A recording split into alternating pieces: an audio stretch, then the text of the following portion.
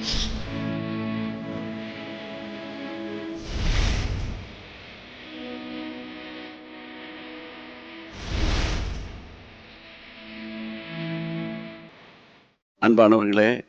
ஆண்டவராகிய இயேசு கிறிஸ்துவின் பரிசுத்தமுள்ள நாமத்தில் உங்கள் ஒவ்வொருவருக்கும் என் அன்பின் வாழ்த்துக்களை மிகுந்த சந்தோஷத்தோடு தெரிவித்துக் கொள்கிறேன். இன்றைக்கு நவம்பர் 9 தேவ கிருபையினால 8 நாட்கள் ஓடிவிட்டது. 9 காண்பது தேவனுடைய கிருபையே. ஒவ்வொரு நாளுக்குரிய வார்த்தையை நீங்கள் கேட்கும்போது ஒன்று மட்டும் நிச்சயம், ஆண்டவர் உங்களை அழகாக நடத்துகிறார். ஆமென். கர்த்தருடைய வார்த்தை ஒரு நாளும் வெறுமையாய் திரும்பாது. தான் செய்ய நினைத்த காரியங்களெல்லாம் செய்து முடித்த பிறகுதான் திரும்பும். அப்போ இன்றைக்கு நீங்கள் கேட்க போகிற வார்த்தையை நீங்கள் எனக்கு தான் ஆண்டவர் சொல்கிறாரப்பா, நீ எனக்கு தான்ப்பா பேசுகிறீங்கன்னு எடுத்துக்கொள்ளுங்களேன். அந்த வார்த்தை உங்களுக்குள்ளே பலமாக கிரியை செய்ய போகிறது. ஆண்டவருடைய வார்த்தைக்கு போவோம். ஆயத்தமாக இருப்பீங்கன்னு நம்புகிறேன். 1 கொரிந்தியர் 12 10 நிறைய காரியங்களை அப்போஸ்தலனாகிய பவுல் சொல்கிறாரு. அதில் ஒரே ஒரு வேர்டை நான் எடுக்கிறேன். இன்றைக்கு வேதம் சொல்லுகிறது, வேறு ஒருவனுக்கு தீர்க்க தரிசனம் உரைத்தல். அன்பானவர்களே, பரிசுத்தாவின் அபிஷேகம் அனுதினமும் ஆவியினாலே நடத்தப்படுதல். இதுதான் ஆண்டவர் எனக்கு கொடுத்த ஒரு பாரம், உங்களோடு பேசணும்னு. அனுதினமும் ஆவியானவரோடு. அப்போ ஒவ்வொரு நாளும் இந்த கடைசி காலத்தில் ஆவியானவருடைய நடத்துதல் நமக்கு ரொம்ப முக்கியம் இல்லையா? அபிஷேகத்தில் நிரம்பி நீங்கள் ஜெபிக்கும்போது உங்களுக்குள்ள இந்த தீர்க்க தரிசனம் வர மட்டும் கிரியை செய்யுமானால் நீங்கள் உங்களுக்கே ஆசீர்வாதமாக இருப்பீங்க. நீங்கள் உங்கள் வீட்டுக்கு ஆசீர்வாதமாக இருப்பீங்க. நீங்கள் கர்த்தருடைய பிள்ளைகளுக்கு ஆசீர்வாதமாக இருப்பீங்க. மற்றவங்களுக்கு ஆசீர்வாதமாக இருப்பீங்க. பார்த்தீங்களா? தீர்க்க தரிசன வரம் ஒரு விசேஷித்த வரம். நீங்கள் என்ன நினைப்பீங்க? அதெல்லாம் உங்களை போல ஊழியர்கள், பெரிய பெரிய பிரபலமானவர்கள், பேர் பிரஸ்தாபம் பெற்றவர்கள், அவங்களுக்கு தான் அதெல்லாம் ஆண்டவர் தருவார்னு பைபிளில் ஒரு இடத்துல அப்படி எடுத்துக்காட்டுங்க பார்க்கலாம். பார்க்க முடியாது. அபிஷேகத்துக்குள்ளே இருக்கிற ஒன்று தான் தீர்க்க தரிசன வரம். அப்போ முதல்ல அந்த மனப்பான்மையிலேருந்து நம்ம வெளியே வரலாம்.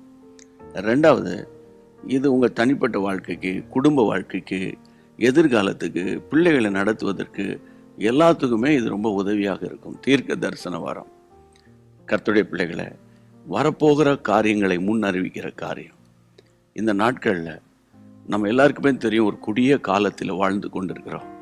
இந்த கொடிய காலத்தில் பிள்ளைகளை வளர்க்குறது, வீட்டு காரியங்களை கவனிக்கிறது, அதுக்கு பிறகு நேரம் கிடைக்கும்போது தேவனுடைய ராஜ்யத்துக்கு நீங்கள் பிரயோஜனமாக இருக்குது. It's not a easy thing.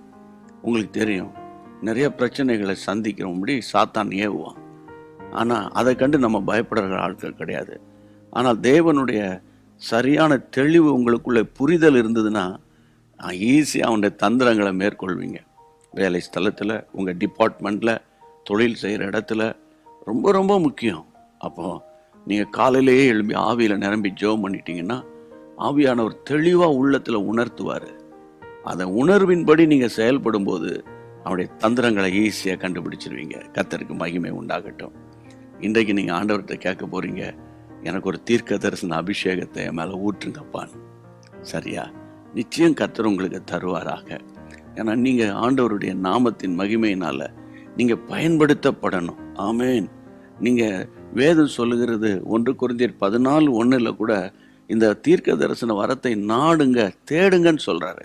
அதனால் நிச்சயமாக இந்த கடைசி காலத்தில் தேவனுடைய வாயாக நீங்கள் மாறணும்.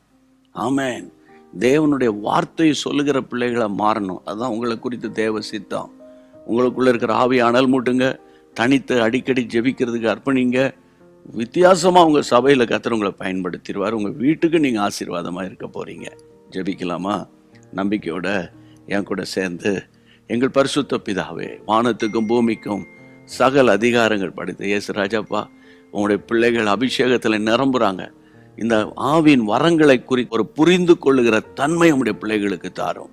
அதன் நிமித்தம் வரப்போகிற காரியங்களை அறிந்து செயல்படக்கூடிய கிருபையை தாரும். பிள்ளைகள், குடும்பம், ஊழியம், சபை, தொழில், வியாபாரம் எல்லாவற்றுக்கும் உடைய பிள்ளைகளை கர்த்தர் நடத்தும்படி நான் ஜெபிக்கிறேன்.